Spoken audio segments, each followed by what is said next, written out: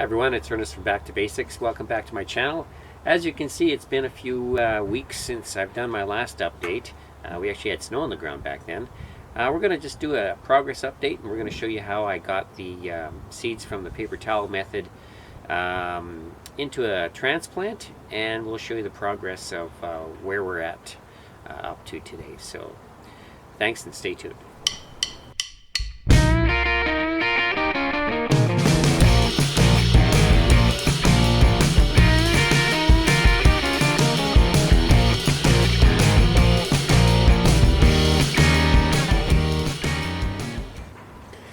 Hey everyone, when we last left off, we had just finished putting the seeds into these peat pots, like you see here, and I was actually gone for the last 2 months on the road, so I wasn't able to do a complete follow-up progress report like I would have liked to, but I do have one left here, and I'll show you what I did to get these transplanted into cups.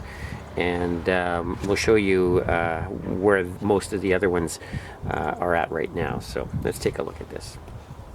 Now I just like using a nice mix of organic soil that I've got. Just a seed starting potting mix. It's basically sphagnum moss with a little bit of perlite that's in there. As you can see, what comes with it doesn't have much in there. So I found that when you're just using this stuff straight, after a couple of weeks of watering, it does tend to get really hard. So what I'm going to be doing is adding a little bit more perlite, and I found that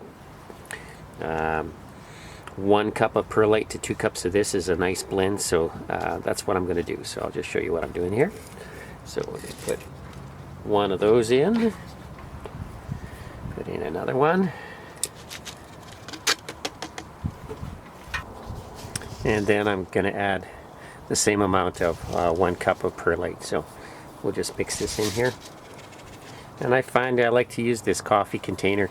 It's a real easy way to give you a nice consistent mix. So we'll just put the lid on this and give it a mix.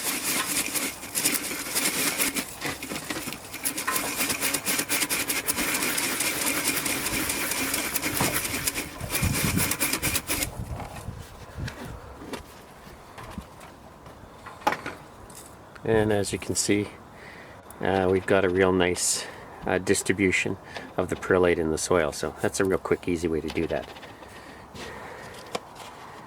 So now we're going to just put this little pepper. It doesn't look too great here, but you'll see what the other ones are looking like later on. We'll just show you how we get these into a cup. So as you may have seen in my previous pepper series from last year, I like to use the double cup method for my peppers. It's a great way to bottom feed them. And I'll put a link to my other series from last year. So what we're going to do is just, first of all, cut a couple of holes in the bottom of this, and you'll see why. This is going to allow the roots to come through the bottom and allow us to feed them with liquid nutrient throughout its transplant season. So you might be able to see there's enough of a hole here, here, and here. So now, just so I don't make a mess here, I'm going to first of all fill a little bit of soil in.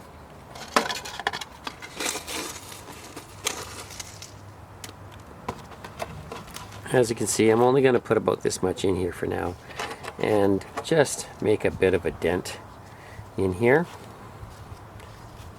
so that I can just take this peat pot and just place it into there. Okay, real simple. Tap it, keep it centered. Just top this up with some more soil.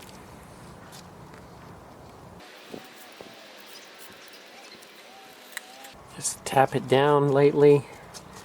You don't want to force it down too hard. We want water to flow. And that's as simple as that. What I'm going to do is then just spray this with a nice spray of pH water, and then I put it into its own little greenhouse using just sandwich bags and cover it up like this and bring it down, and then just seal up the bottom. So once this has been watered, you won't need to water this again for sometimes up to a week or so, because it depends on how heavy you make it. And just put it under your grow lights, and this is going to form like a little humidity dome, and you'll be surprised at how nicely these grow. And so what I'll be doing is I'll be letting this grow till it's about maybe that tall, and get it under my main grow lights after that. So let's show you where we are with the rest of the peppers. And this is where I take those once I'm done. Now I got interrupted during this video, and it's actually a week later, and that plant that I had actually showed you that I put into the this cup last week, this is it. So you can see how it's gone from that little one to this. But this kind of shows you how it works as a humidity dome, and it's just nice for getting these plants started off. As you can see now these are getting to the height that I want to get them out of these little humidity greenhouses, whatever you want to call them. And I've just found, because of the light and the heat that's thrown from my lights, don't just take the bags off and stick them back under your lights. I found that with the plants being used to such a nice moisture content in the air, they can tend to burn. So all I do when I'm ready to move them to my main grow lights is do like I do here. All I've done is taken the bag and I've loosened it off, just so that it's getting the humidity from the outside of the room. You can see this, and I've just lowered them a bit too. Now this was done today with these ones, and these ones were done yesterday. And like I said, the reason for doing this is they don't like making the transition from that high humidity to low. You'll burn your plants. This is experience talking here. So this will stay here for a day, a little lower from these lights, and then I'm going to be moving them over to my main grow area. And these ones bag will be taken off, and they'll wait a day like these ones. So let's go see what the rest are looking like. Okay, so once the plants have been acclimatized to my room here, these plants were moved 3 days ago, and you can see the nice mixture of soil, and you can see that they're just coming along. This is the one that was actually burned a little from taking it out too quick. Now, as a progress report of this whole method that I've shown you in the last video of starting off with paper towel method and getting them into the peat pots, here's where we are now with all the rest of those plants that were started off that way. They are actually all quite green. It kind of looks a little yellow in these pictures, but that's probably my color of my grow lights. So you can see they're all coming along extremely well. I have a different color spectrum here on my lower shelf. This shows more of the true color, and I've had a very nice germination this year with all of the plants. So you can see I've got purple leaves and green ones, all different shapes and sizes of leaves. I've actually got over 40 varieties of different peppers going on this year, and and I've got about I've got about 75 plants going. So you can see this method that I've used this year has been very, very nice. Little bit about my grow setup. It's basically just a shelving unit that I picked up at Costco, and I've covered it with, I've got T5 lights that I picked up at Home Depot. They're 4 bulbs, 4 foot long, and they're doing really nice. If you're wondering what I'm using for a reflector, believe it or not, these are just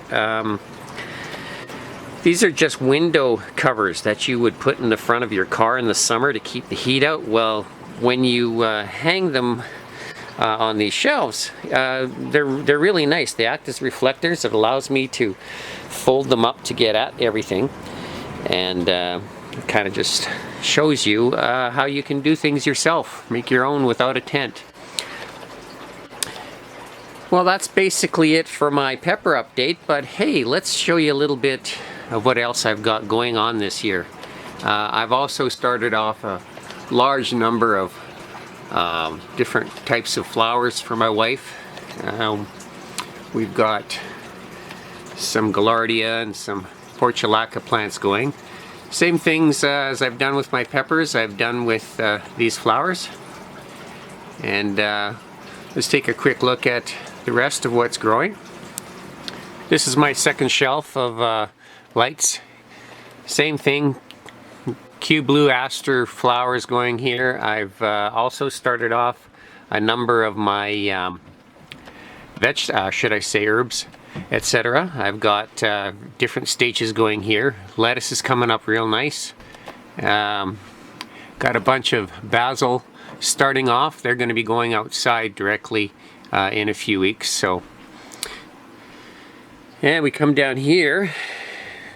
We have tomatoes galore. I've got about 40 tomato plants going here, 3 different varieties. So as you can see, compared to last year, I've got a heck of a lot going.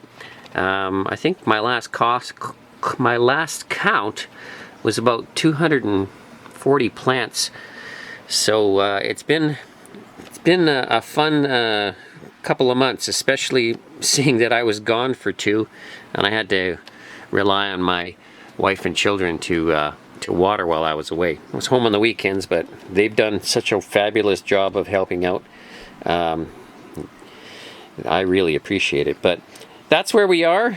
Sorry for the delay in this update. I'm hoping we can get back to our regular schedule like last year, and we'll see you next time. So take care, don't forget to subscribe, and we'll be seeing you. Thanks.